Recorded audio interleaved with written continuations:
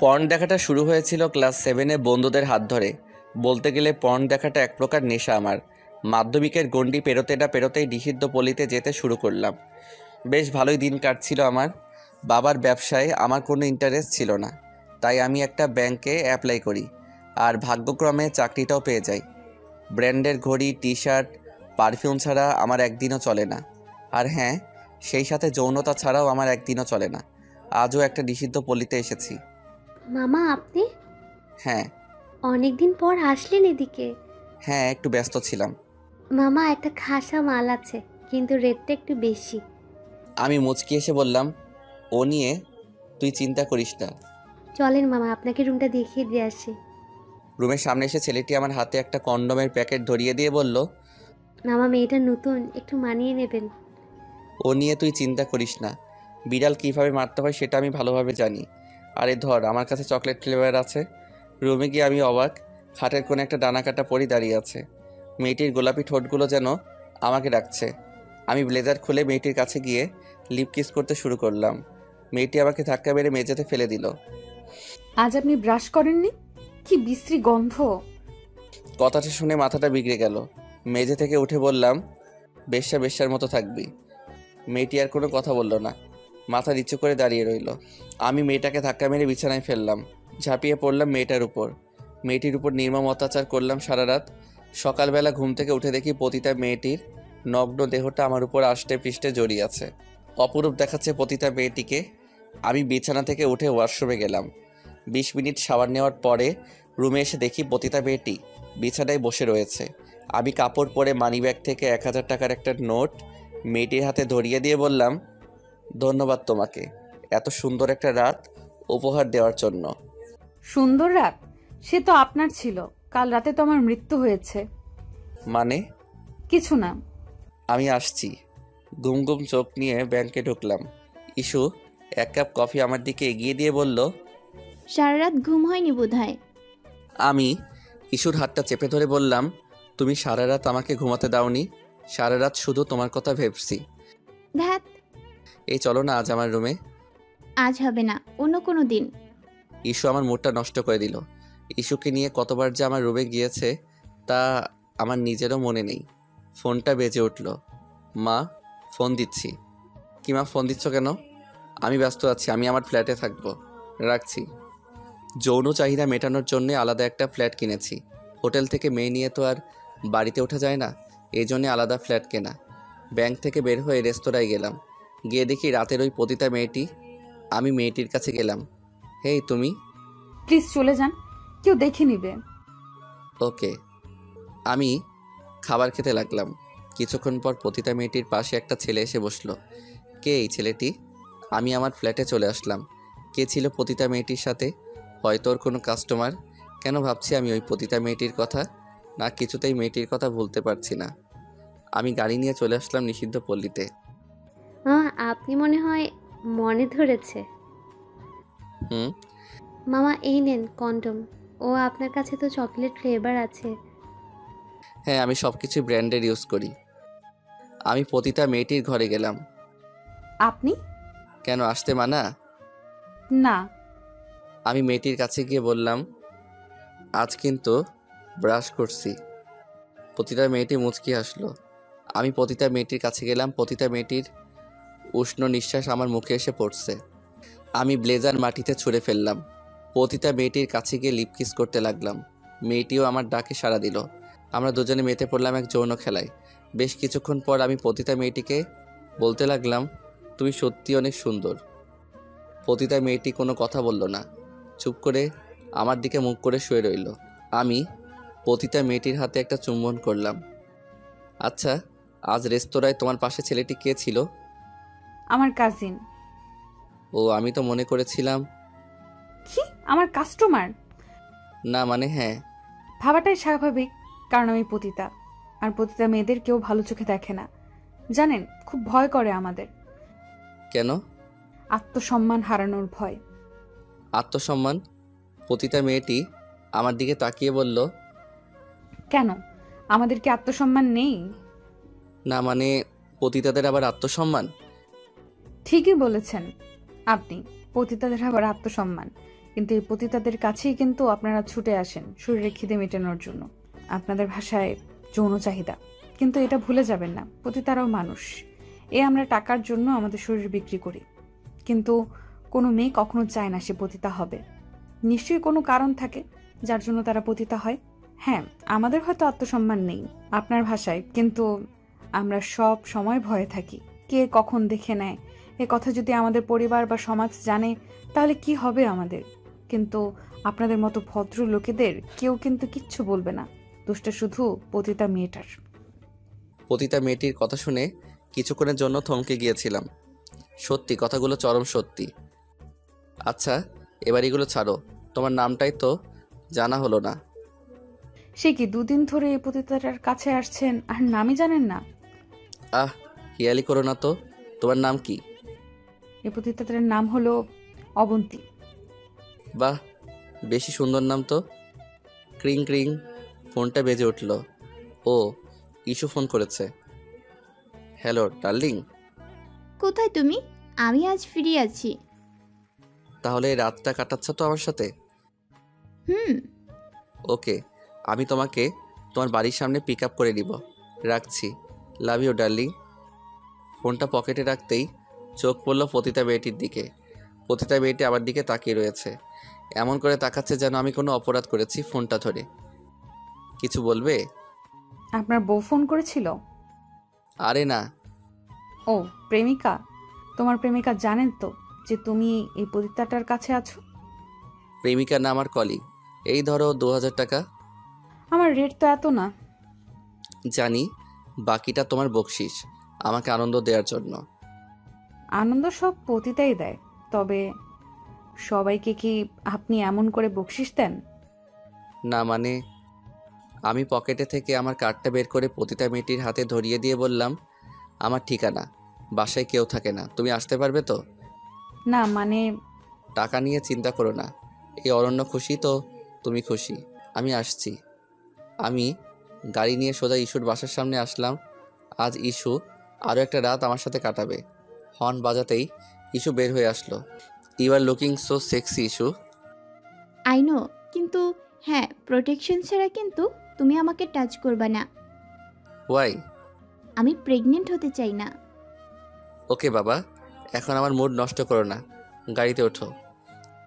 By the way, কোথা থেকে আসছো তুমি? এই কাছে একটু কাজ ছিল। ইস্যু আমার পাশে বসে সেলফি তুলছে। আমি রেডিওটা চালালাম। রেডিওতে অরিজিৎ সিং এর একটা স্যাড সং চলছে। ইস্যু আমার কোলে বসে আমাকে কিস করছে, আর আমি ড্রাইভ করছি। ফার্মেসির দোকান দেখে আমি গাড়িটা থামালাম। কি হলো বেবি, এখানে গাড়ি থামালে কেন? তোমাকে তো আদর করতে হবে, আর তুমি তো আমাকে কন্ডম ছাড়া তোমাকে টাচ করতে দিবা না, এই জন্যই এখানে গাড়ি থামালাম। ও সো কিউট। আচ্ছা তুমি বসো, আমি একটু আসছি। কি আনছো? হুম, কোন ফ্লেভার? তোমার পছন্দের চকলেট ফ্লেভার। আমি ইস্যুকে নিয়ে আমার ফ্ল্যাটে উঠলাম। আমি রুমে গিয়ে জোরে মিউজিক বাজাতে লাগলাম। কি হচ্ছে, এত জোরে মিউজিক কেন বাজাচ্ছো? একটু ওয়েট করো ডার্লিং, সব বুঝতে পারবে। আচ্ছা, আমি ড্রিঙ্ক নিয়ে আসছি। ওকে। আমি ড্রিঙ্কের গ্লাস ইস্যুর দিকে বাড়িয়ে দিলাম। ও ড্রিঙ্ক করছে। আমি ইস্যুকে একটানে আমার কাছে নিয়ে আসলাম। ইস্যু আমার টি শার্টটা একটানে খুলে ফেললো। ইস্যু আমার ঠোঁটে চুম্বন করতে লাগলো। ক্রিং ক্রিং, কলিং বেলটা বেজে উঠল। হোয়াট দা, এখন আবার কে আসলো? জানো, তুমি একটু বসো, আমি দেখছি। আমি মুচকি এসে দরজাটা খুলে দিলাম, কারণ আমার প্ল্যান মাফিক সব হচ্ছে। এত দেরি করলি কেন? রাস্তায় জ্যাম ছিল গুরু। আয় ভিতরে আসো। গুরু, খেলা কি শুরু হয়ে গেছে? না, আজ আমি না, তোরা শুরু করবি আর আমি শেষ করব। ইস্যু ড্রিঙ্ক করছে, ওর কাঁধে হাত রাখলো। কি জান, এত দেরি করলে কেন? ইস্যু পিছনে ঘুরে একটা দূরে সরে গেল আর বলতে লাগলো, কে, কি, কারা তোমরা? দোস্ত, এটা তো খাসামাল। What nonsense. অরণ্য, কারা ওরা? আর এখানেই বা কি করছে? আমি তখন ইস্যুর কাছে এসে বলতে লাগলাম, ডার্লিং, আজ ওরা তোমাকে মজা দিবে। হোয়াট? সর, আমি চলে যাব। তুই তো যেতে পারবে না ডার্লিং। দরজা নক করা। আমি কিন্তু চিৎকার করব। করো, চিৎকার করো, তোমার আওয়াজ কেউ শুনতে পারবে না। এই মিউজিক বাড়া, যা শালিকে নিয়ে এনজয় করো। না ছাড়ো আমাকে, তুমি কাজটা ভালো করছো না অরণ্য। না না না না। আমি মিউজিকের সাউন্ড আরও বাড়িয়ে দিলাম, যেন ইস্যুর কান্নার আওয়াজ কেউ না শুনতে পারে। বেচারি ইস্যু মাই ডার্লিং, হা হা হা। আজ ইস্যুকে ওরা ছিঁড়ে ছিঁড়ে খাবে। উফ, শালি এত চিৎকার করছে কেন? রাফিজ, বল দোষ। শালি এত চিৎকার করছে কেন? সোসাইটির লোকজন তো জেনে যাবে। যা, ওর হাত বেঁধে মুখে কাপড় বেঁধে দে। ঠিক আছে দোষ, আর হ্যাঁ, দেখিস মারা যেন না যায়। কিন্তু ও বেঁচে গেলে তো সবাইকে সব বলে দিবে, তখন আমাদের কি হবে? হা হা হা। ওই ভাবনা আমি আগেই ভেবে রেখেছি। যা, তুই গিয়ে মজা নাই। বেচারি ইস্যু, আই রিয়েলি মিস ইউ ইস্যু। 4 জন মিলে গ্যাং রেপ করছি ইস্যুকে, আর আমি তা ভিডিও করছি। ভিডিও করে রাখার মূল উদ্দেশ্য হলো যখন তখন ব্ল্যাকমেল করে ইস্যুর সাথে ফুর্তি করা। ইস্যু শুধু যন্ত্রটায় ছটফট করছে। এখন অনেকেই ভাবছেন কখন আমি আমার বন্ধুদের ডাকলাম কি, তাই তো? তাহলে চলুন একটু ফ্ল্যাশব্যাকে চলে যাওয়া যাক। যখন আমি কন্ডম কিনতে গিয়েছিলাম তখন আমি গাড়ি থেকে নেমে আমার এক বন্ধুকে ফোন করলাম। হ্যালো নীল, আরে দোষ, তুই এতদিন পর, তোর কোনো খবর আছে কি? তোদের জন্য একটা খাসা মাল আছে। কি বলছিস কি? আরে হ্যাঁ শোন, মালটাকে নিয়ে আমি আমার ফ্ল্যাটে যাচ্ছি, তোরা চলে আয়। হ্যাঁ আসছি দোষ। বেচারি ইস্যু, এখন আবার পালা ইস্যুর সাথে ফুর্তি করার। আমি ইস্যুর উপর ঝাঁপিয়ে পড়লাম। আমার বন্ধুরা সারা রাত ইস্যুকে পালাক্রমে ধর্ষণ করলো। এখন অনেকেই হয়তো ভাবছেন ইস্যু তো আমার সাথে এর আগেও রাত কাটিয়েছে আর আজও রাত কাটানোর জন্য এসেছিল, তাহলে আমি কেন এরকম করলাম কি, তাই তো? তাহলে শুনুন, ইস্যুকে আমার এক বন্ধু প্রেমের প্রস্তাব দিয়েছিল, কিন্তু ও রাজি হয়নি। ইস্যুকেও বিয়েও করতে চেয়েছিল, কিন্তু ইস্যু রাজি হয়নি কারণ আমার বন্ধু ছিল গরিব, আর বন্ধু সেই অপমান মেনে নিতে পারেনি। ও গলায় দড়ি দিয়ে মারা গিয়েছিল। এখন আপনারা বলবেন এতে আমার সমস্যা কি? বলছি, এতে আমার কোনো প্রবলেম নেই। যখন আমি ইস্যুকে আমার সাথে রাত কাটানোর কথা বলি তখনও রাজি হয়ে যায়, কারণ আমি ধনী। যে ওকে ভালোবেসে বিয়ে করতে চাইলো তাকেও অপমান করে মৃত্যুর দিকে ঠেলে দিল, আর যে ওকে নিয়ে ফুর্তি করতে চাইলো তার সাথে রাত কাটানোর জন্য তৈরি হয়ে গেল। শালি, এই শোন, ওকে ছেড়ে দে, আজ আর না, মরে যাবে। ঠিক আছে। আমি ইস্যুর সামনে গেলাম। ইস্যুর নগ্ন দেহটা মেঝেতে পড়ে রয়েছে। আমি ইস্যুর হাতের বাঁধনটা খুলে দিলাম, মুখ থেকে কাপড়টা তুলে নিলাম। আমি একটু পানি খাবো। দিচ্ছি। ইস্যু আর উঠতে পারছে না, ওর সারা শরীর ব্যথা, গত রাতের অত্যাচারের ফল। কেন আমার সাথে এমন করলে অরণ্য? প্রতিশোধ। প্রতিশোধ? কিসের প্রতিশোধ? আরে আমি তো নিজে এসেছিলাম তোমার সাথে রাত কাটানোর জন্য, তুমি কি করলে? তোর মতন মেয়ের সাথে এইরকমই করা উচিত বলে আমি আরেকটা সিগারেট জ্বালালাম। আমি কি করেছি? মনে নেই তোর আমার বন্ধুর সাথে তুই কি করেছিলি? কোন বন্ধু? হা হা হা, যে তোর জন্য মরেছিল। সৌম্য তোমার বন্ধু ছিল? হ্যাঁ। আমি পুলিশকে সব জানাবো, কাউকে ছাড়বো না, আমি কাউকে না। এ কাজ ভুলেও করিস না। হা হা হা। আমি একটা জ্বলন্ত সিগারেট ইস্যুর যৌন অঙ্গে চেপে ধরলাম, আর ইস্যু জোরে জোরে কাঁদতে শুরু করলো। আমি আরও একটা জ্বলন্ত সিগারেট ওর যৌন অঙ্গে চেপে ধরলাম আর বলতে লাগলাম, শোন, ভুলেও পুলিশের কাছে গিয়ে মুখ খুলিস না। আমি তো যাবই পুলিশের কাছে। Okay fine. আমি আরেকটা সিগারেট জ্বালালাম। আমার সিগারেট জ্বালানো দেখে ইস্যু বলতে লাগলো, না আর না, আমি আর সহ্য করতে পারছি না। সারা রাত ধরে তুমি আর তোমার 5 বন্ধু মিলে আমাকে ধর্ষণ করলে, আর এখন 2টা জ্বলন্ত সিগারেট আমার যৌনাঙ্গে চেপে ধরলে। আমি আর নিতে পারছি না। ঠিক আছে, আমি আর এই সিগারেট তোর যৌন অঙ্গে দিব না, কিন্তু আমার এই সিগারেটের যে ক্ষতি হলো তার কি হবে? হ্যাঁ পেয়েছি সাগর। হ্যাঁ দোস্ত, বল। আমার ইস্যু বেবির সাথে আরেকটু খেল তুই যা। আর হ্যাঁ, আমার ইস্যু বেবিকে কিন্তু মজা দিতে হবে। ও নিয়ে তুই চিন্তা করিস না। না অরণ্য, আর এমন করো না, আমি আর নিতে পারছি না। ও কামান বেবি, তোমার তো সেক্স একটু বেশি, তাই না? আমি চলে আসলাম, আর সাগর ইস্যুর সাথে মতে পড়ল। বেচারি ইস্যু শুধু চিৎকার করছে। কিছুক্ষণ পর সাগর আমার কাছে এসে বলতে লাগলো, দোস্ত, মালটা সেন্সলেস হয়ে গেছে। তুই যা ডাক্তারের কাছ থেকে কিছু মেডিসিন নিয়ে আয়, আর আসার সময় কিছু উইস্কি নিয়ে আসিস। আমি ঘরে গিয়ে দেখি ইস্যু সেন্সলেস হয়ে মেঝেতে পড়ে রয়েছে। আমি জল ছিটাতেই ও জেগে উঠল। প্লিজ আমাকে ছেড়ে দাও। ছাড়বো জান, কিন্তু এখন একটা কল করো তোমার বাড়িতে, আর যা বলতে বলেছি তাই বলো, আর তা না করলে তুমি শেষ বেবি। ইস্যু আমার কথা মতো ওর বাড়িতে ফোন করলো, আর আমার কথাগুলোই বললো, যাও এখন শাওয়ার নিয়ে আসো। আমি উঠতে পারছি না। তোমাকে তো যেতেই হবে। ইস্যু আমার ভয়ে বসে বসে ওয়াশরুমে ঢুকলো। ইস্যুর সারা শরীর গন্ধে বেড়ে গেছে। কিছুক্ষণ পর সাগর ওষুধ দিয়ে আসলো। ইস্যু শাওয়ার দেওয়ার পর ওকে মেডিসিনগুলো দিলাম। ইস্যু ক্লান্ত হয়ে বিছানায় মাথা রাখতে ঘুমিয়ে পড়লো। দোস্ত, মালটা যদি সব বলে দেয়? বলবে না। ওকে মেরে ফেলাটাই ভালো। না, ওকে মারবো না। ওকে নিয়ে আমার অন্য ভাবনা আছে। যা, এখন তোরা সবাই বাড়ি যা, রাতে চলে আসিস। ঠিক আছে দোস্ত। ওরা সবাই চলে গেল আর ইস্যু ঘুমাচ্ছে। ক্রিং ক্রিং ফোনটা বেজে উঠলো। Unknown number. হ্যালো, জি আমি। নাম কি? হোটেলের সেই পতিতা। ও আচ্ছা, তোমার তো একটা নাম আছে তাই না? সবসময় পতিতা পতিতা ভালো লাগে না। আচ্ছা শোনো, চলো না আজ একটু পার্কে যাই, তোমার টাকা দিয়ে দিব। ওকে, কোথায় দাঁড়াবো? হোটেলের সামনে দাঁড়া, আমি গাড়ি নিয়ে আসছি 1 ঘন্টার মধ্যে। আমি ওয়াশরুমে গিয়ে 20 মিনিট শাওয়ার নিলাম, কালো একটা টি শার্ট পরলাম আর বডি পারফিউম লাগালাম।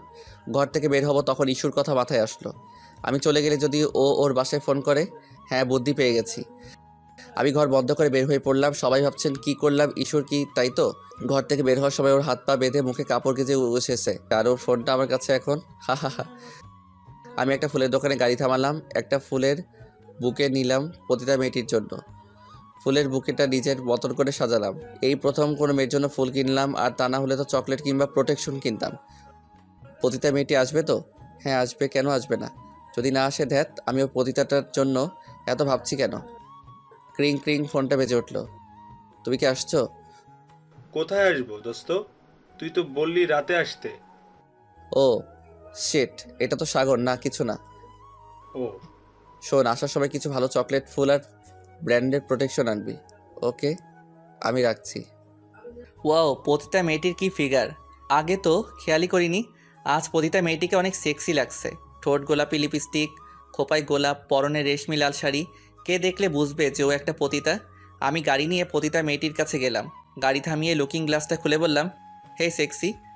কি বলছেন কি এসব? গাড়িতে ওঠো। পতিতা মেয়েটি আশেপাশে তাকিয়ে গাড়িতে উঠল। আমি ফুলের তোড়াটা পতিতা মেয়েটির হাতে দিয়ে বললাম, এই নগণ্য ফুলগুলো তোমার জন্য। নগণ্য কেন? ও, আমি পতিতা বলে? না, আমি সেটা বলি নাই। আমি বলতে চেয়েছি তোমার রূপের সামনে এই ফুলগুলো অতি নগণ্য। পতিতার আবার রূপ? Trust me, you are so hot and sexy. ফুলগুলো সত্যি অনেক সুন্দর। পছন্দ হয়েছে তোমার? হ্যাঁ, কেন হবে না? আমি পতিতা মেয়েটিকে আমার কাছে এসে বসতে বললাম। ও একটু সংকোচ বোধ করছে, কিন্তু ওর সাথে কিন্তু আমার রুম ডেট অলরেডি হয়ে গেছে। পতিতা মেয়েরাও লাজুক হয়, তা ওকে না দেখলে বিশ্বাস করতাম না। পতিতা মেয়েটি আমার কাছে এসে বসলো। আমি ওকে আমার বুকে নিয়ে আসলাম, ওর মাথায় একটা চুম্বন কেটে দিলাম। পতিতা মেয়েটি চুপ করে আমার বুকে মাথা রেখে বসে রয়েছে। কি হলো, কিছু বলছো না যে? কেন জানি না, তোমার বুকে মাথা রাখলে খুব শান্তি লাগে। মনে হয় দুনিয়ার সব দুঃখ কষ্ট ভুলে যায়। আমি পতিতা মেয়েটিকে আর শক্ত করে জড়িয়ে ধরলাম, আর ওর কপালে একটা চুমু দিলাম। আর আমি ড্রাইভ করছি আর পতিতা মেয়েটিকে জড়িয়ে আছি।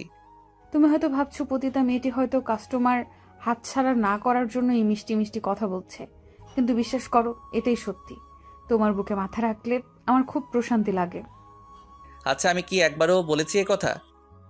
না, তুমি বলনি, কিন্তু হয়তো তোমার মনে এই প্রশ্নটা আসতে পারে, তাই বললাম। আচ্ছা, তোমার পরিবারে কে কে আছে? বাবা মা আর একটা ছোট বোন ছিল। বোন ছিল মানে এখন কোথায়? ওহো, আর নেই, চলে গেছে আমাদের ছাড়া। রাতের ওই তারা হয়ে, জানো, আমি প্রতিদিন রাতে আকাশের দিকে তাকিয়ে থাকি। আমার মনে হয় আমার বোন আমাকে দেখছে ওই আকাশ থেকে। কিভাবে মারা গেল তোমার বোন? অসুস্থ হয়ে, জানি না কি হয়েছিল ওর। 7 দিন জ্বরে বিছানায় পড়েছিল, আর 8 দিনের মাথায় ও চলে গেল না ফেরার দেশে। চিকিৎসা করাওনি? বাবা অসুস্থ ছিল, আমি তখন ইন্টার ফার্স্ট ইয়ারে। টাকা ছিল না ঘরে, 2 মুঠো খেতেও পারতাম না, আর চিকিৎসা করব কি দিয়ে? এজন্য কি? হ্যাঁ, এজন্যই আজ আমি পতিতা। আমি বাধ্য হয়ে লাইনে এসেছি। কোথাও কোনো চাকরি পাইনি, কেউ সাহায্যের জন্য এগিয়ে আসেনি। এমন একদিন কেটেছে আমাদের, যেদিন আমরা 3 জন শুধু পানি খেয়ে দিন কাটিয়েছি। পতিতা মেয়েটি একটা সময় চুপ করে গেল। পতিতা মেয়েটির কথাগুলো শুনে আমার চোখের এক কোণে হয়তো একটু জল এসেছে, না হয়তো ধুলো গেছে। আমি শুধু পতিতার শরীর চাই, আর কিছু না।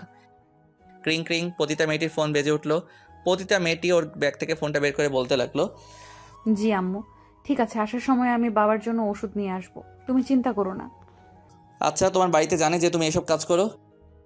না, আমার মনে হয় কোনো পতিতার বাড়ির লোক কেউ জানে না যে সে একজন পতিতা। আমার বাড়ির লোকেও জানে না। যদি জানতে পারে তাহলে আমার অসুস্থ বাবা আর বাঁচবে না, আর আমার এই পাপের টাকা কেউ ছুঁয়েও দেখবে না। জানো, আমারও স্বপ্ন ছিল আমি কারোর বাড়ির বউ হব, সুন্দর করে সংসার করব, কিন্তু আল্লাহ হয়তো তা চাননি। জানো, আমার স্বপ্ন ছিল রোজ সকালে আমি নামাজ পড়ে আমি আমার হাজবেন্ডকে অফিসে যাওয়ার জন্য তৈরি করে দিব, কিন্তু তা মনে হয় আর কোনো দিনও সম্ভব না। কেন সম্ভব না? কে বিয়ে করবে একজন পতিতাকে? আমাদের নিয়ে ফুর্তি করা যায়, যৌন চাহিদা মেটানো যায়, কিন্তু বিয়ে করা যায় না। আর কোনো কথা না প্লিজ। আমি পতিতা মেয়েটির ঠোঁটে চকলেট লাগিয়ে চুম্বন করতে লাগলাম। পতিতা মেয়েটি নিঃশব্দে আমার অত্যাচারগুলো মেনে নিচ্ছে। এক পর্যায়ে আমি নিজেকে সামলাতে না পেরে মতে পড়লাম এক যৌন খেলায়। পতিতা মেয়েটি এটাকে সাড়া দিচ্ছে না। না, আমার মুড নেই। পতিতাদের আবার মোট? হ্যাঁ, ঠিকই বলেছ, পতিতাদের আবার মুড। যখন চাইবে তখন পতিতাদের শরীর তোমরা ভোগ করতে পারবে, কারণ আমরা পতিতালয়ে পতিতাদের কোনো পছন্দ অপছন্দ থাকতে নাই। কাস্টমার যা চায় সেই সেবাই পতিতাদের দিতে হবে, হোক না পতিতাদের শরীর খারাপ। তাতে কি হয়েছে? শরীর খারাপ নিয়ে পতিতাকে শুতে হবে তার কাস্টমারের সাথে। জানো, যেদিন প্রথম আমি এই লাইনে আসি সেদিন আমার প্রচন্ড শরীর খারাপ, কিন্তু কি করব, ঘরে চাল নেই। অসুস্থ বাবাকে নিয়ে ডাক্তারের কাছে গেলাম। তখন ডাক্তার বাবাকে দেখে আমার কাছে এসে বলল, আমার বাবা কি বাঁচবে না? কেন বাঁচবে না? তবে হ্যাঁ, আমি কিছু মেডিসিন লিখে দিচ্ছি, তা খাওয়ালে ভালো হয়ে যাবে। কিন্তু আমার কাছে তো টাকা নেই। তখন ডক্টর আশেপাশে তাকিয়ে আমার হাত চেপে ধরে বলল, টাকা নেই তো কি হয়েছে মামুনি, আমি তো আছি। আমাকে একটু আদর করে দাও, তোমার বাবার ঔষধ আমি ফ্রিতে দিব। কি বলছেন কি? ছাড়ুন আমার হাত। যা, সম্মান নিয়ে বাড়ি যা। দুদিন পর তোর বাবা যখন মারা যাবে ঔষধ না পেয়ে, তখন সম্মান ধুয়ে পানি খাস। না, এমনটা বলবেন না। তাহলে রাজি আমার সাথে রাত কাটানোর জন্য?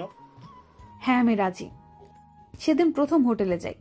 আমি বোরকা পরে গিয়েছিলাম যেন কেউ আমাকে চিনতে না পারে। আমি খুব ভয়ে ভয়ে যাই। হোটেল আমার কাছে আগে হোটেল মানে ছিল যেখানে সবাই নাস্তা খেতে আসে, কিন্তু সেদিন বুঝেছিলাম হোটেল শুধু নাস্তা নয়, কিছু জানোয়ার মেয়েদের খাওয়ার জন্যও আসে। ডাক্তার সেদিন রাতে আমাকে ছিঁড়ে ছিঁড়ে খেয়েছিল। আমি আমার জীবনের কালো অধ্যায় শুরু করি সেদিন থেকে। আমি যন্ত্রণায় কুঁকড়ে গিয়েছিলাম, কিন্তু ডাক্তার আমাকে ছাড়েনি। সারা রাত অত্যাচার করার পর সকালবেলায় আমার হাতে 2000 টাকা ধরিয়ে দেয়।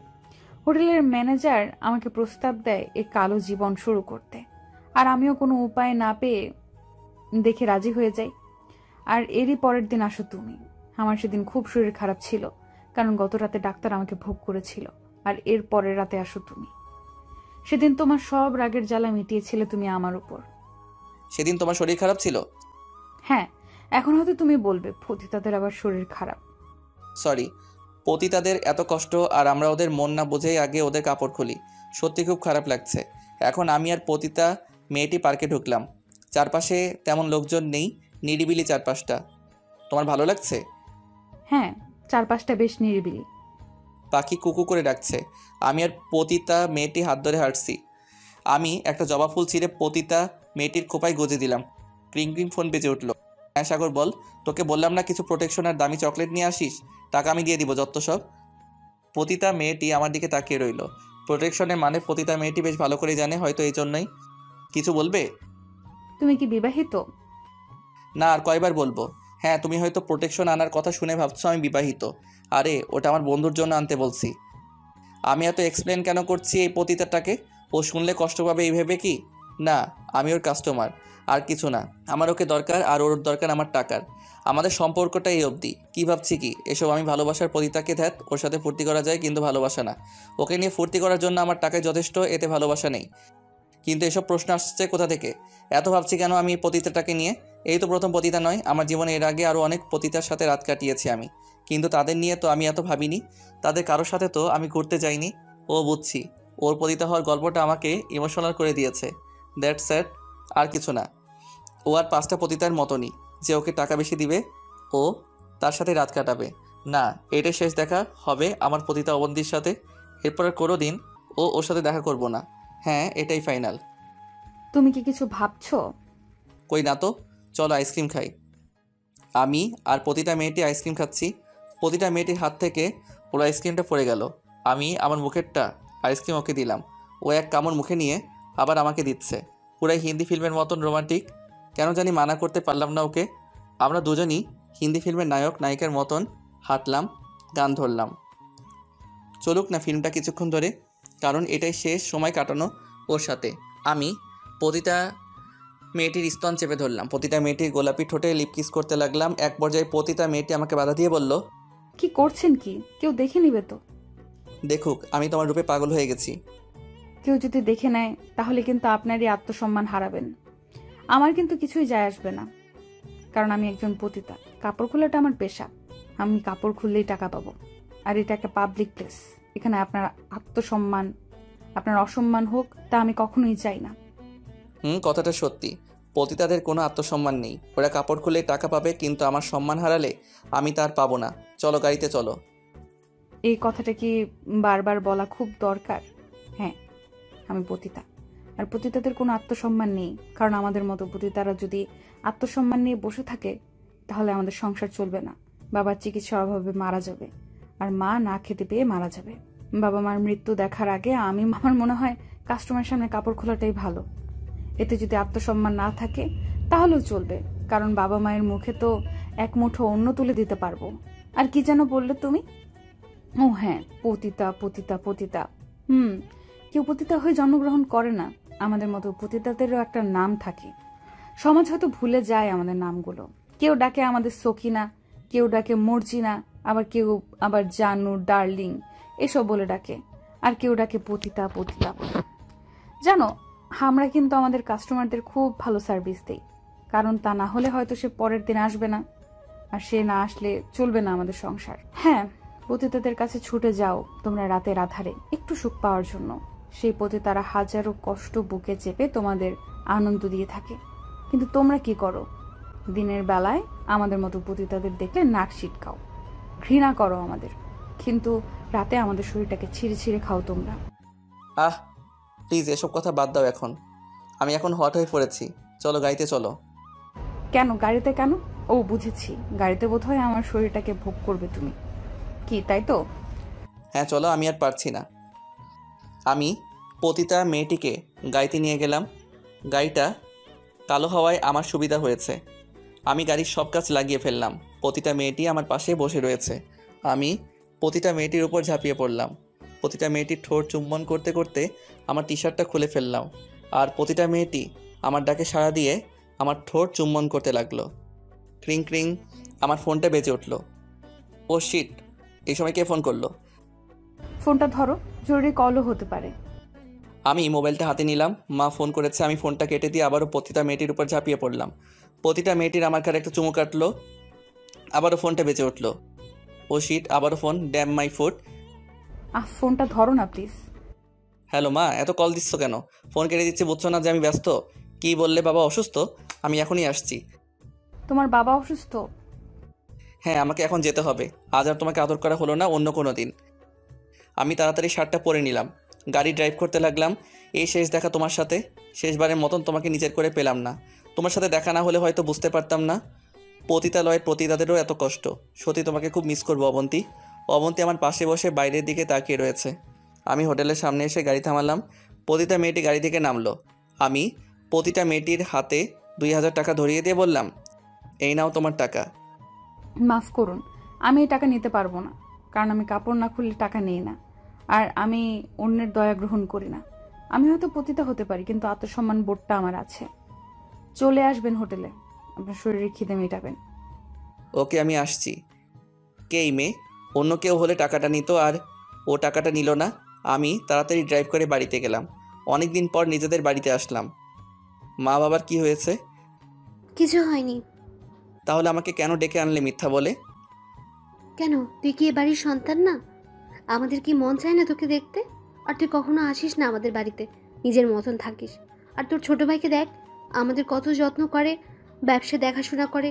আর তুই বড় হয়ে... হ্যাঁ, আমি তো খারাপ। তোমরা থাকো তোমাদের ছোট ছেলেকে নিয়ে, কেন আমাকে ফোন দাও? আমি তো চাই না এখানে আসতে। তোমার ছোট ছেলে এই করেছে ওই করেছে, বিশ্বাস করো আমি চাই না এখানে আসতে। আমি বাড়ি থেকে বের হয়ে আসলাম। আমার ভালো লাগে না এই সংসার। বেশ তো আছি নিজের মতন। পতিতা, মদ, বন্ধু বান্ধব, পার্টি এসব নিয়ে তো বেশ আছি। কেন মা, কেন আমাকে ডাকো এই বাড়িতে? না আর না, আমি আর ওই বাড়িতে যাব না। সব শেষ করে দিব এই মিথ্যা সম্পর্কগুলো। অনেক হয়েছে। আর না, আর না। ভালো থেকো মা, পারলে ক্ষমা করো। তোমার এই নিকৃষ্ট ছেলেটাকে। ইস্যুর নগ্ন দেহটা আমাকে আবার উত্তেজিত করে তুলল। বিছানায় ইস্যুর নগ্ন দেহটা দেখে আমি আর নিজেকে কন্ট্রোল করতে পারলাম না। আমি টি শার্টটা খুলে ইস্যুর কাছে গেলাম। আমি ইস্যুর ঠোঁটে হাত বুলাতে লাগলাম। আমি পাগল উন্মাদের মতন ইস্যুর গোলাপি ঠোঁটগুলো চুষতে লাগলাম। আমি ইস্যুর স্তনে হাত রাখতেই ইস্যু জেগে উঠল। ইস্যুর হাত পা বাঁধা। ইস্যু আর্তনাদ কণ্ঠে আমাকে বলতে লাগলো, প্লিজ অরণ্য, আমাকে ছেড়ে দাও, আমি আর পারছি না। তোমার যৌবন যে আমাকে ডাকছে সোনা, এখন আমি কি করব বলো? না, আমার প্রচণ্ড ব্যথা করছে। কাল সারা রাত তুমি আর তোমার বন্ধুরা আমাকে পালাক্রমে ধর্ষণ করলে, আর এখন তুমি আবারও আসছো আমার সাথে যৌন সম্পর্ক করতে। ওভাবে বলছো কেন সোনা? ধর্ষণ বলো না, বলো কাল সারা রাত আমি আর আমার ফ্রেন্ডসরা মিলে তোমার সাথে রোম্যান্স করছি। আর আমার এখন খুব রোম্যান্স করতে ইচ্ছা করছে। তোমার সেক্সি শরীরটা আমাকে ডাকছে তোমার কাছে, একটু আদর করবো তোমাকে, প্লিজ বাধা দিও না। আমার প্রচণ্ড ব্যথা করছে, আমি আর পারবো না, প্লিজ আমাকে ছেড়ে দাও। বেশি ব্যথা দিব না, বিশ্বাস করো, একটু আদর করবো শুধু তোমাকে। সত্যি বলছি মাইরি, তুমি একটা চিজ, তোমাকে দেখলে যে কোনো ছেলে নিজেকে কন্ট্রোল করতে পারবে না। তোমার কোনো দিনও ভালো হবে না অরণ্য। আমি এই কথা শোনা মাত্র ঠাস করে একটা থাপ্পড় মারলাম ইস্যুকে, আর বলতে লাগলাম, ও সরি। আমি জানো কি ব্যথা পাইছে? শোনো, এ কথা শাস্তি আমি এখন দিচ্ছি। খুব বার বেড়েছে তোর, তাই না? আমি ইস্যুর সাথে শুরু করলাম অত্যাচার। আমার শরীরের সমস্ত রাগ মিটিয়ে দিলাম ইস্যুর উপর। প্রতিটা মেয়েটির ভালোবাসা ও যৌনতা এখন পেল ইস্যু। কিছুক্ষণ পর আমি ক্লান্ত হয়ে ইস্যুর পাশে শুয়ে পড়লাম। ইস্যু, তুই সত্যি আজ অনেক আনন্দ দিলে আমাকে। তোমার সেক্সি শরীরটা দেখে আমি আর পারলাম না নিজেকে সামলাতে। ইউ আর টু হট ইস্যু। প্লিজ আমাকে ছেড়ে দাও, আমার প্রচণ্ড ব্যথা করছে, আমি আর পারছি না। কি দোষ ছিল আমার? এটাই কি দোষ আমার যে আমি তোমার বন্ধুদের প্রস্তাব রিজেক্ট করেছিলাম? না, সেটা তোর দোষ না। আমার বন্ধু তোকে ভালোবেসে প্রস্তাব দিয়েছিল তোকে বিয়ে করার, কিন্তু তুই তাকে অপমান করেছিস। এটা তোর দোষ না। তোর ভালো লাগে না তাই তুই ওকে রিজেক্ট করছিস। তাহলে ভাবছিস কি তোর দোয়া? শোন, তাহলে আমি যখন তোকে প্রস্তাব দিলাম আমার সাথে সেক্স করার জন্য বিয়ে ছাড়া, তখন তুই রাজি হয়ে গেলি। আর আমি তো তোকে শুধু খেতে চেয়েছিলাম, আর তুই এক কথায় হ্যাঁ বলে দিলি। দিনের পর দিন আমার এই ফ্ল্যাটে এসছিস, আমার সাথে ফিজিক্যাল হয়েছিস, তখন কিছু যায় আসেনি তোর? আর আমার বন্ধু তোকে খেতে চেয়েছিল না, তোকে বিয়ে করতে চেয়েছিল, তাও আবার ভালোবেসে, কিন্তু তুই তো রাজি হলি না। অথচ আমার সাথে রাজি হয়ে গেলি, আর আমি তো তাকে বিয়ের প্রস্তাবও দেইনি। এটাই ছিল তোর অপরাধ, বুঝলি এখন? আর হ্যাঁ, আমার বন্ধু সৌম্য তোকে সত্যি ভালোবেসেছিল, যার পরিণতি তুই ওকে দিলি মৃত্যু। এখন আমিও তোকে মারবো তিলে তিলে, তোর সাথে ফুর্তি করব যখন আমার মন চাইবে তখন, বুঝলি? আমি ডাইনিং রুমে এসে ড্রিঙ্ক করতে লাগলাম। ফোনটা বেজে উঠলো। এ কি, প্রতিটা মেয়েটি ফোন করছে? না, আমি আর ওর ফোন ধরবো না। ফোনটা বেজে বেজে কেটে গেল। প্রতিটা মেয়েটি এক নাগারে ফোন করতেই লাগলো। একটা সময় আমি বিরক্ত হয়ে ফোনটা ধরলাম। আমি কিছু বলার আগেই প্রতিটা মেয়েটি বলতে লাগলো, তুমি ঠিক আছো তো? এতক্ষণ ধরে ফোন করছি, ফোন ধরছো না কেন? তুমি বাড়িতে ঠিকভাবে পৌঁছেছো? তোমার বাবা এখন ঠিক আছে তো? এই তুই কে রে? তোকে এত কথা আমি কেন বলতে যাব? পতিতার মতো থাক। আমার পার্সোনাল লাইফে তোকে নাক গলাতে বলছি কি? আমি কোথায় যাব, কি করব, কি খেলাম, এসব আমি তোকে বলতে যাব কেন? তুই কে রে? আমার ঘরে বউ কি? বাজারের সস্তা মেয়ে। তোদের মতো মেয়ে না হাজার পাবো রাস্তায় বের হলে। দুদিন একটু ভালো করে কথা বলছি কি না বলছি, ও এসেছে অধিকার ফলাতে। আরে তোদের মতো সস্তা মেয়েদের আমার খুব ভালো করে জানা আছে। আরেকটা কথা শোন, নিজের সীমানা ছাড়াস না। হোটেলের এক বেশ্যা এসেছে আমার খবর নিতে। ও বুঝেছি, কাস্টমার পাচ্ছিস না, তাই আমার সাথে এত ভাব করছিস। 2 টাকার পতিতা। ফোনটা কেটে দিল। আমি যখন কথাগুলো বলছিলাম তখন ও পাশ থেকে শুধু কান্নার আওয়াজ পাচ্ছিলাম। আমি ঠিক করছি যা করেছি। কেন ও আমাকে ফোন করবে? কে হই আমি ওর? ওর কান্নার আওয়াজটা এখনও আমার কানে ভেসে আসছে। খুব খারাপ লাগছে। কিন্তু কেন? আরে আমি খারাপ? আমি কারোর জন্য কষ্ট পাই না। 2 টাকার পতিতা। না, আমার এইরকম লাগছে কেন পতিতা মেয়েটির জন্য? আমি কি একবারও ফোন করব? না, ফোন করব না। কে ও? কিন্তু এতগুলো কথা আমি কেন ওকে বললাম? ফোনটা রেখে দিলেই তো পারতাম। না না না, আর ভাববো না আমি ওই পতিতা মেয়েটির কথা। Who's she is nothing. কিছুক্ষণ মোবাইলটার দিকে তাকিয়ে থেকে আমি ফোন করলাম। আপনি যেই নাম্বারে ফোন করেছেন সেই নাম্বারটি এখন বন্ধ আছে। ফোনটা বন্ধ কেন? পতিতা মেয়েটির ফোন বন্ধ কেন? তাহলে কি ও আমার উপর রাগ করলো? সে করুক, তাতে আমার কি? কিন্তু আমার এইরকম লাগছে কেন? না, এটা আমার মনের ভুল। আমি ক্লান্ত তাই এইরকম মনে হচ্ছে। যাই একটু সাবান নিয়ে আসি, তারপর হয়তো একটু ভালো লাগবে। কিরে কন্ডম কই? আরে আনছি দোস্ত, টেনশন মাতলো। যা খেলা শুরু করে দে। দোস্ত, মেয়েটা তো বাঁচবো না। কাল রাতে আমরা 5 জন মিলে রেপ করছি, আর আজ যদি একই কাজ করি তাহলে মেয়েটা মনে হয় না আজ বাঁচবো। আরে না, ওর কিছু হবে না, শালি প্রফেশনাল। প্রথম প্রথম একটু ন্যাকামি করব, কিন্তু পরে ঠিক হয়ে যাইব। শোন, আজ সবাই একসাথে যাস না, নিতে পারবো না, এক এক করে যাবি। আর দেখিস আবার মেরে ফেলিস না, তাহলে আমাদের মজার উৎস নষ্ট হয়ে যাবে। ঠিক আছে দোস্ত। এক এক করে সবাই ইস্যুর কাছে যাচ্ছে, আর ইস্যু শুধু চিৎকার করছে। আর করবেই না কেন, 5 জন ছেলে একটা মেয়েকে ছিঁড়ে খাচ্ছে। সবগুলো হাইনার মতো ঝাঁপিয়ে পড়েছে ইস্যুর উপর। এই সব কিছুর মধ্যে আমি আবারও পতিতা মেয়েটিকে ফোন করলাম, কিন্তু পতিতা মেয়েটি ফোন ধরছে না। আচ্ছা, পতিতা মেয়েটি আবার কিছু করে বসলো না তো? আরে না, কি করবে আবার? সাগর, একটু শোন তো। হ্যাঁ বল দোস্ত। শোন, আমি একটু বাইরে যাচ্ছি, ততক্ষণ তারা ম্যানেজ কর শালিকে। আমি আবারও বলে যাচ্ছি, দেখিস যেন না মারা যায় ও। ও আমাদের সোনার ডিম পাড়া হাঁস, বুঝলি? হ্যাঁ, ও নিয়ে তুই একদমই চিন্তা করিস না। আমি গাড়ি নিয়ে বের হয়ে পড়লাম। এই প্রতিটা মেয়েটির কথা আমি যত বলি আর ভাবনা তত বেশি করে, আমি যেন আরও ভাবি। আমি গাড়ি নিয়ে হোটেলে গেলাম। হ্যাঁ, আমি পতিতালয়ে গেলাম পতিতাকে খুঁজতে। মামা আপনি অনেকদিন পরে আসলেন কিন্তু। হ্যাঁ, একটু ব্যস্ত ছিলাম মাঝখানে। মামা একটা নতুন মেয়ে আছে, দেখাবো? না, অবন্তি আছে। ও, আপনি অবন্তীর কাছে আসছেন, কিন্তু মামা আজ তো অবন্তী আসে নাই। মা আপনি টেনশন করিলেন না, অবন্তীর চেয়েও ভালো খাসা মাল আছে। আসেন আপনাকে রুমটা দেখিয়ে দিয়ে আসি। অবন্তি আসে নাই? না থাক তাহলে আজ। কি হয়েছে মামা? এই প্রথম আপনি হোটেলে আইসা কামনা কইরা চলে যাইতেছেন। মামা বললাম না অবন্তীর চেয়ে ভালো মেয়ে আছে, আপনাকে খুশি কইরা দিব। অবন্তির বাড়ির ঠিকানা আছে? না, আমরা কোনো পতিতার বাড়ির ঠিকানা রাখি না, কারণ এতে মেয়েটার অসুবিধে হতে পারে। এখানে এমন অনেক পতিতা আছে যাদের বাড়ির লোক জানে না তারা এই দেহ ব্যবসায় কাজ করে। ও আচ্ছা, অবন্তি আসলে আমাকে ফোন দিতে বলিস। আমি হোটেল থেকে বের হতে যাচ্ছি, তখন একজনের সাথে ধাক্কা খেয়ে পড়ে গেলাম। হ্যালো মিস্টার, দেখে চলতে পারেন না? তুই এখানে? আমার ছোট ভাই, আমার মায়ের সুবোধ বালক। তুই এখানে কি করছিস দাদা ভাই? পতিতালয়ে মানুষ যা করতে আসে তাই করতে এসেছিলাম, কিন্তু তুই আমাকে একটা কথা বল, তুই এখানে কি করতে এসেছিস? Same answer. আমার বাবা মায়ের আদর্শ ভদ্র ছেলে এসেছে পতিতালয়ে। বাহ, আচ্ছা, বাবা মা জানে তো? দাদা ভাই সিক্রেট করিস না, এটা একটা পাবলিক প্লেস। আর আমি যদি বাবা মাকে বলি তুই এখানে এসেছিলি তখন? আমি বাবা মায়ের খারাপ ছেলে, আসলে তারা কষ্ট পাবে না, কারণ তারা জানে আমি তাদের বকে যাওয়া সন্তান। কি তুই তো আর আমার মতো বকে যাওয়া সন্তান না? শোন, আমি এই নিয়ে তোর সাথে কোনো ডিসকাশনে যেতে চাই না। ওকে। আমি হোটেল থেকে বের হয়ে আসলাম। আমার ছোট ভাইও আমার মতো বকাটে গেল, কিন্তু ও তো বাবা মায়ের ভালোবাসা পায়, তাহলে ও কেন বকতে গেল? আমি খারাপ হওয়ার হাজার কারণ আছে, কিন্তু ওর তো তা নেই।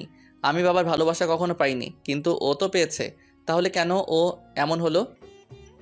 আচ্ছা, আজ পতিতা মেয়েটি আসলো না কেন? ওর কি কিছু হয়েছে? আমি আবারও পতিতা মেয়েটিকে ফোন করলাম, রিং হচ্ছে। হ্যালো, কে বলছেন? আমি অরণ্য, অবন্তী। আমার কণ্ঠ শোনা মাত্র অবন্তী ফোনটা কেটে দিল। আমি আবারও ফোন করলাম, ফোনটা বন্ধ বলছে। তাহলে কেউ ইচ্ছে করে ফোনটা কেটে দিল? বুঝেছি, আমার কথাগুলো হয়তো ওকে হার্ট করেছে, কিন্তু ওর এই আচরণ যে আমাকে হার্ট করলো তার বেলা না। এখানেই শেষ এই পতিতা আর তার কাস্টমারের গল্প। আমি আর ভাববো না পতিতার কথা। কিছু কিছু কথা না বলাই ভালো, থাক না সে মনের আড়ালে। তুমি হয়তো কোনোদিনও জানতে পারবে না অবন্তী আমার মনের কথাগুলো। পতিতা আর তার কাস্টমারের গল্প রচনা হবে আবারও, কিন্তু সেখানে থাকবে না মিষ্টি অবন্তী, কিন্তু কাস্টমারের ভূমিকায় আমি থাকবো। কিন্তু পতিতা হয়তো তোমার মতন হবে না। সত্যি, আমার দেখা তুমি সেরা পতিতা। আর না, অনেক হয়েছে, এই গল্পের ইতি এখানেই টানবো। আমি বরং বাড়ি গিয়ে আমার ইস্যু বেবির সাথে ফুর্তি করি গিয়ে। ইস্যু মাই ডার্লিং, আমি আসছি। আমি একজন পতিতার ছেলে, আমার মা একজন পতিতা ছিলেন। পরবর্তীতে আমার বাবা না ওই মানুষটা আমার মাকে বিয়ে করেন। বিয়ের সময় আমি আমার মায়ের গর্ভে ছিলাম। কে যে আমার বাবা তা আমার মাও জানে না। এই জন্য আমার মায়ের স্বামী আমাকে দেখতে পারে না, বারবার শুধু আমার জন্ম পরিচয় নিয়ে প্রশ্ন তোলে। আমাকে শুধু বলে আমি একজন পতিতার সন্তান। আমার বাবা ঠিক নেই। আচ্ছা, আমার জন্মে তো আমার কোনো হাত ছিল না, তাহলে কেন সবাই আমাকে জারজ বলে? আমার মায়ের সামনে আমাকে এগুলো বলতো। আমার মায়ের স্বামী মা অনেক কষ্ট পেত, লুকিয়ে লুকিয়ে কাঁদতো। আমি কোনোদিনও মায়ের কাছে জানতে চাইনি আমার জন্ম পরিচয়, কে আমার বাবা। হয়তো আমার মতনই কোনো নরপিশাচ হবে। আমি যখন ক্লাস 10-এ পড়ি তখন স্কুলে একটা মেয়েকে আমার ভালো লাগতো, যা হয় আর কি। আমি মেয়েটাকে প্রস্তাব দিয়েছিলাম, কিন্তু মেয়েটি রাজি না হয়ে আমার বাবার কাছে, মানে আমার মায়ের স্বামীর কাছে নালিশ দেয়। যেদিন ওই লোকটি আমাকে বলেছিল রক্ত যাবে কোথায়, কথা কাটাকাটি হওয়ার পর তিনি আমাকে বলে দেন আমার জন্ম পরিচয় নিয়ে, এই যে আমি এক পতিতার ছেলে। সেদিন আমার মাথার উপর আকাশ ভেঙে পড়েছিল। সেদিন রাতে ছাদে গিয়ে আমি প্রচণ্ড কেঁদেছিলাম। কেন আমার মা পতিতা ছিল, কেন সারা রাত কান্না করেছিলাম। আমি 1 মাস এই দুঃখে মায়ের সামনে যাইনি। মাও লজ্জায় আমার সামনে আসতো না। ধীরে ধীরে এই কথাটা ছড়িয়ে গেল যে আমি এক পতিতার সন্তান, আমার কোনো পিতৃ পরিচয় নেই। ক্লাসের সবাই আমাকে জারজ জারজ বলতো, মাকে নিয়ে অনেক উল্টাপাল্টা কথা বলতো। আমার জীবনটা যেন এক নিমিষে ভেঙে চুরমার হয়ে গেল। একদিন আমি মায়ের কাছে গিয়ে প্রশ্ন করেছিলাম, মা কেন তুমি পতিতা হয়েছিলে? মায়ের চোখ দিয়ে শুধু কান্নার জল পড়েছিল সেদিন। এরপর থেকে আমি আর কোনোদিনও মাকে এই নিয়ে আর কোনো কথা বলি নাই। এরপর শুরু হয় আমার এক ভিন্ন জীবন। আমার চাহিদাগুলো সব আমি মিটিয়েছি। ব্যাংকের চাকরি করে আলাদা একটা ছোট ফ্ল্যাট কিনে নিজের জীবন শুরু করি। মদ, নেশা, মেয়ে এগুলো হয়ে পড়ে আমার নিত্যদিনের সাথী। আমি পার্ট করতে শুরু করি, মেয়েদের নিয়ে ফুর্তি করতে শুরু করি। জানি আমি খারাপ, কিন্তু আমি তো এমন হতে চাইনি। আমিও আর 10টা ছেলেদের মতো স্বপ্ন দেখতাম। ক্লাসে ফার্স্ট থেকে কখনো সেকেন্ড হতাম না। আমিও চেয়েছিলাম আমি বড় হয়ে ডাক্তার হব, কিন্তু আমি হতে পারিনি। যখন আমি মেডিকেল পরীক্ষা দেই আমি চান্স পেয়েছিলাম, কিন্তু ভর্তির ফ্রি আমি দিতে পারিনি।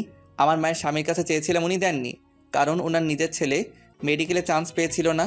মূলত হিংসা থেকে উনি আমাকে টাকা দিয়েছিল না। আমি ওনার পা ধরে কেঁদে বলেছিলাম আমাকে টাকা দেওয়ার জন্য, আমি সব টাকা শোধ করে দিব। কিন্তু ওনার একটাই কথা ছিল, আমার নিজের ছেলে চান্স পাইনি, তাহলে আমি কেন একটা পতিতার ছেলের জন্য টাকা দিব। তখন থেকে শুরু হয় আমার এক ভিন্ন ধরনের লাইফস্টাইল। আজ আমার এই অধপতনের জন্য দায়ীকে? আমার দোষ একটাই, আমি একজন পতিতার ছেলে। আমার কোনো জন্ম পরিচয় নেই। আমার মা পতিতা তো কি হয়েছে, এই জন্য আমাকে কি কম ভালোবাসে? না, বরং আর 10টা মায়ের মতনই আমাকে ভালোবাসে। সমাজ আমাকে বারবার বলেছে আমি একজন পতিতার ছেলে। আমি জারজ জারজ জারজ জারজ, এই একটা শব্দ আমার জীবনটাকে শেষ করে দিল। সেদিন আমি ঠিক করেছিলাম আমি বিয়ে করব একজন পতিতাকে, আর কখনো তাকে বলবো না তুই পতিতা ছিলি। আমার মনে হয় আমি তাকে পেয়ে গেছি। হ্যাঁ, আমি বিয়ে করব, আর 10টা মানুষের মতো আমিও সংসার করব। আমি সব বলে দিব অবন্তীকে। আমি আমার এই জীবনটা ছেড়ে দিব। আমি ভালো হয়ে যাব। আমি আমার সব ভুল স্বীকার করব অবন্তীর কাছে। আমি বিয়ে করব পতিতা অবন্তীকে। আমি একটা ছোট সংসার বাঁধবো অবন্তীকে নিয়ে। আমি ভালোবেসে ফেলছি পতিতা অবন্তীকে। না, আর পতিতা না, ও আমার অবন্তী, শুধু আমার অবন্তী। আমি বাড়িতে চলে আসলাম। আমার বন্ধুগুলো সব ক্লান্ত হয়ে বসে রয়েছে। সাগর আমাকে বলতে লাগলো, দোস্ত, ভালোই আরাম পেলাম। শালের ফিগার কি! ও এখন কি করছে? ঘুমাচ্ছে। দোস্ত যা, এবার তোর পালা। আর হ্যাঁ, দেখবি টেবিলের পাশে প্যাকেট রাখা আছে। আমি ইস্যুর কাছে গেলাম। ইস্যুর শরীরে বীর্যের গন্ধ। ক্লান্ত হয়ে ঘুমাচ্ছে ইস্যু। আমি ইস্যুর কাছে যেতে ইস্যু জেগে উঠল। কি এবার তোমার পালা, তাই না? আমার আর ব্যথা করছে না, শুরু করো তোমার খেলা। আমি আর বলবো না আমাকে ছেড়ে দাও, আমি আর বলবো না আমার ব্যথা করছে। সত্যি বলতে কি অরণ্য, আমি তোমাকে ভালোবেসেছিলাম। না, তোমার টাকা দেখে না, আমি মন থেকে তোমাকে ভালোবেসেছিলাম। এই জন্যই আমি তোমার সাথে রাত কাটাতাম। কিন্তু তুমি কি করলে? তোমার বন্ধুদের দিয়ে আমাকে রেপ করালে। আমি এখনো তোমাকে ভালোবাসি না, তোমার টাকার জন্য না। তুমি হয়তো ভাবতে পারো এই দর্শিতাকে কে বিয়ে করবে, এই জন্য আমি তোমাকে এই কথাগুলো বলছি। কিন্তু বিশ্বাস করো, আমি এখনো তোমাকে ভালোবাসি। তুমি কি পারবে আমাকে তোমার জীবনসঙ্গী করতে? হয়তো পারবে না, কিন্তু আমি অপেক্ষা করব শুধু তোমারই জন্য, শুধু তোমারই জন্য। অরণ্য, তুমি এই জীবনটাকে পারবে তুমি রাঙাতে? পারবে না আমাকে বিয়ে করতে? আমি ভুলে যাব আমার সাথে যা হয়েছে, আমি সব ভুলে যাব। কি পারবে না আমাকে বিয়ে করতে? শোন, যদি মুখ করিস তাহলে তোর ভিডিও ভাইরাল করে দিব। না, এমন করো না তুমি। আর হ্যাঁ, আমার সাথে একদম চালাকি না, বুঝলি? সাগর ইস্যুকে পৌঁছে দিতে গেল। আমি অবন্তীকে ফোন করে আমার বাড়িতে আসতে বললাম, আর অবন্তী অনেক বুঝিয়ে রাজি করিয়েছি। আজ আসবে অবন্তী। আমার মনের কথাগুলো আজ বলে দিব, কাল থেকে ভালো হয়ে যাব। আমি সুখের সংসার করব অবন্তীকে নিয়ে। আমি মেনে নিব অবন্তীকে। আমি আমার ছোট ফ্ল্যাটটা নিজের হাতে সাজাতে লাগলাম। সব আমার মনের মতো করে সাজাবো আজ। আমি বিছানার উপর গোলাপ ফুলের পাপড়ি ছড়িয়ে দিলাম, আর একটা ডায়মন্ড রিং এনেছি আমার অবন্তীর জন্য। কখন আসবে আমার অবন্তী? হ্যাঁ, আমার অবন্তী। আমি 20 মিনিট শাওয়ার নিলাম, নীল একটা পাঞ্জাবি পরলাম, শরীরে মাখলাম বডি স্প্রে। কলিং বেল বাজছে, মনে হয় আমার অবন্তী এসেছে। আমি দরজাটা খুললাম। আজ অবন্তী একটা নীল শাড়ি পরে এসেছে। অবন্তীর খোপে একটা গোলাপ ফুল। আমি অবন্তীকে রুমে আসতে বললাম। বাহ, অনেক সুন্দর করে সাজিয়েছো তো। তোমার দেখে সুন্দর লাগছে না? এগুলো সব তোমার জন্য, শুধু তোমারই জন্য। আমি তোমাকে আজ কিছু বলতে চাই অবন্তী। না, এখন না। অবন্তী ধীরে ধীরে আমার কাছে আসলো। অবন্তী আমার ঠোঁট একটা চুম্বন করলো। আমি অবন্তীকে কোলে করে বিছানায় নিয়ে গেলাম। ফুলের বিছানায় অবন্তীকে আরও বেশি সুন্দর লাগছে। আমি অবন্তীকে শক্ত করে জড়িয়ে ধরলাম। আমি আর অবন্তী মেতে পড়লাম এক অনন্তকালের মিলন খেলায়। কিছুক্ষণ পর আমাদের ক্লান্ত দেহ দুটো বিছানায় লুটিয়ে পড়েছে। আমি অবন্তীর হাতে একটা চুমু দিলাম। আমি টেবিলের কোণ থেকে চশমাটা নিলাম। আমাদের উষ্ণ নিঃশ্বাস প্রশ্বাসে চশমাটা খোলা হয়ে গেছে। অবন্তী চশমাটা পরিষ্কার করে দিল। আমি আমার আর অবন্তীর জন্য ড্রিঙ্ক বানিয়ে আনলাম। অবন্তীর ক্লাসে ডায়মন্ড রিংটা দিলাম। আজ আমার মনের কথা বলবো। আমি ওয়াশরুম থেকে আসলাম। আমি তোমাকে কিছু বলতে চাই অবন্তী। হ্যাঁ শুনবো, কিন্তু আগে ড্রিঙ্কটা শেষ করো তারপর। ঠিক আছে। আমি ড্রিঙ্ক করতে লাগলাম। কি হলো, মাথা ঘুরছে কেন? আমি বিছানায় লুটিয়ে পড়লাম। অবন্তী তার বেগ থেকে চাকুটা বের করে বিধিয়ে দিল অরণ্যের বুকে। রক্তাক্ত হয়ে গেল চারপাশটা। অবন্তী শুধু হাসছে। কি আপনারা ভাবছেন কেন মারলাম অরণ্যকে? তাহলে শুনুন, এই অরণ্যর সাথে প্রেম করতো আমার বোন মিষ্টি। ওর দুর্বলতার সুযোগ নিয়ে ওকেও রেপ করে, কিন্তু আমার বোন বিয়ের কথা বললেই ও ব্ল্যাকমেইল করত। এই কথাটা বলি অবন্তী আবারও চুরি বিধিয়ে দিল অরণ্যের বুকে। যদি আমার বোন সব বলতো তাহলে নাকি আমার বোনের ভিডিও ভাইরাল করবে। লজ্জায় ঘৃণায় আমার বোনও আত্মহত্যা করে। ও প্রেগনেন্ট ছিল। সেদিন আমি ঠিক করি ছাড়বো না এই নরপিশাচকে। এই জন্য ওকে ফলো করি। কি করে কোথায় যায় সব পরে জানতে পারে ও হোটেলে যায়। তখন আমি হয়ে গেলাম পতিতা। হ্যাঁ আমি পতিতা। আমি আমার বোনের মৃত্যুর জন্য পতিতা হয়েছি। আজ আমার বোনের আত্মা শান্তি পেল। বোন, আমি পেরেছি। অবন্তী পুলিশকে ফোন করলো। অবন্তীর হাতে হাত করা। প্রতিটা টিভি চ্যানেলে একটাই নিউজ, পতিতার হাতে তার কাস্টমার খুন। আদালতে দাঁড়িয়ে আছে অবন্তী। উকিল প্রশ্ন করছে, কেন খুন করলেন আপনার কাস্টমারকে? কাস্টমার? হ্যাঁ কাস্টমার। ওকে খুন করেছি, বেশ করেছি। ও তো ধর্ষক। ও আমার বোনকে রেপ করেছিল। এর জন্যই আমি ওকে খুন করেছি। আপনি আইনের আশ্রয় নিতে পারতেন। আইন? হ্যাঁ, এই আইন কিনা বলে মেয়েদের রেপ হওয়ার 24 ঘন্টা গোসল করতে পারবে না, কারণ এতে নাকি রেপের চিহ্ন মুছে যায়। রেপ হলে বসে থাকতে হবে, কখন পুলিশ আসবে, কখন মেডিকেল হবে। আমি বেশ করেছি, ওকে খুন করেছি। হ্যাঁ, আমি পতিতা ধর্ষকদের শাস্তি দেওয়ার জন্য আমার মতো হাজার অবন্তী পতিতা তৈরি। অবন্তীর যাবজ্জীবন কারাদণ্ড হলো। অবন্তী এখন কারাগারে দিন কাটাচ্ছে। অবন্তীর সারাদিন শুধু একটাই কথা ভাবে। কি বলতে চেয়েছিল অরণ্য? ওর শেষ কথাটা শুনতে পারলাম না। ধন্যবাদ সবাইকে আমাদের পাশে থাকার জন্য।